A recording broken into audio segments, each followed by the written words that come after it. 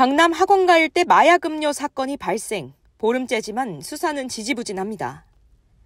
경찰은 일단 윗선 몸통이 주도했다는 것까진 파악했습니다. 하지만 중국에 있어서 잡기 힘든 보이스피싱 전철을 밟는 게 아니냐는 우려 역시 높습니다. 기자들 역시 이런 점을 가장 우려해서 직접 물었습니다.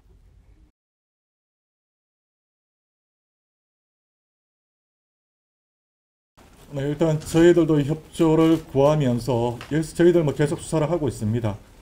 이 범행이 최초 기획되고 모의된 장소를 저희들 굉장히 의미 있는 장소까지 지금 어느 정도 압축을 해놓고 있는 상황이고요.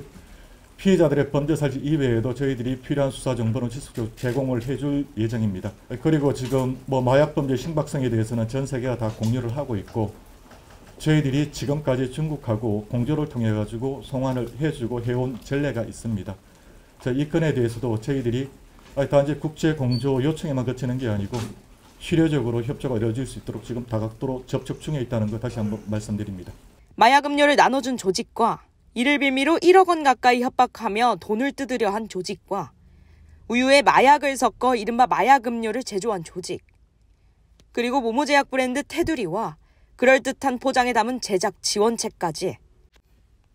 지금까지 잡힌 건 금전 요구책 2명과 중개기를 이용해 번호를 수시로 바꾼 운영자 등에 그칩니다.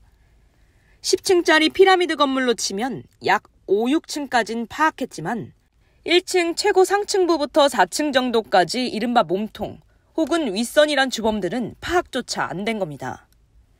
상호 공조를 통해 가지고 송환해온 전례가 있기 때문에 이 건에 대해서도 아주 충실한 협조가 있으리라 기대하고 있습니다. 지금 저희들이 지금 국내에 있으리라고 추정하는 사람 내지는 우리 조직 규모에 대해서는 저희들이 파악하기 위해서 여러 가지 각도로 수사를 하고 있고 상당 부분 진전이 있습니다만 현재 수사 진행되고 있는 중이라 자세한 수사 정보를 좀 알려드릴 수 없으면 좀 미리 좀 양해를. 이미 수년째 보이스피싱 최고 상층부 몸통을 잡지 못하는 이유와 똑같습니다. 경찰은 이번 마약 음료 사건이 보이스피싱 조직이 변종으로 벌이고 있는 파생상품격으로 보고 있습니다. 연변 사투리로 시작된 보이스피싱에 낚이는 사람들이 이제 점점 줄다 보니 계속 업그레이드 되는 셈인데요. 마약과 보이스피싱, 그리고 중개기 변자까지 여러 범죄가 뒤섞인 형태로 진화되고 있다는 겁니다. 피해는 크지 않지만 우리가 마약 음료에 주목해야 할 이유입니다.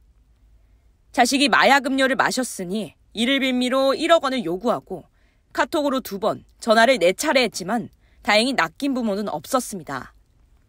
마약 아이스크림, 마약 과자, 마약 사탕 등 활용 범위는 무궁무진하다는 게 무서운 겁니다. 반면 아주 촘촘한 점조직으로 이루어져 경찰 수사는 매우 어렵습니다.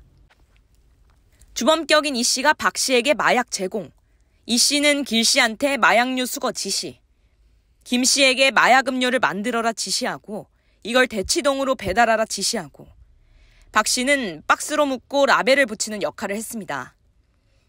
전국을 발칵 뒤집어 놓은 강남 학원가 마약 음료 사건이 발생한 건 4월 3일. 내일이면 딱 보름이 됩니다. 경찰이 이 씨 등 3명의 체포영장을 발부받아 여권 무효화 절차를 밟고 인터폴에 적색 수배를 요청하는 등 신병 확보에 애쓰고 있습니다. 하지만 무엇보다 강제 송환에 필요한 중국 공안의 협조를 얼마나 얻어낼 수 있을지는 여전히 미지수입니다. 아직 조심 또 조심해야 할 사람들은 우리입니다. 모르는 사람이 주는 건 다 받지도 먹지도 마시지 말고, 모르는 전화번호는 받지도 누르지도 클릭 확인하지도 말아야 합니다. OBS 뉴스 백소민입니다.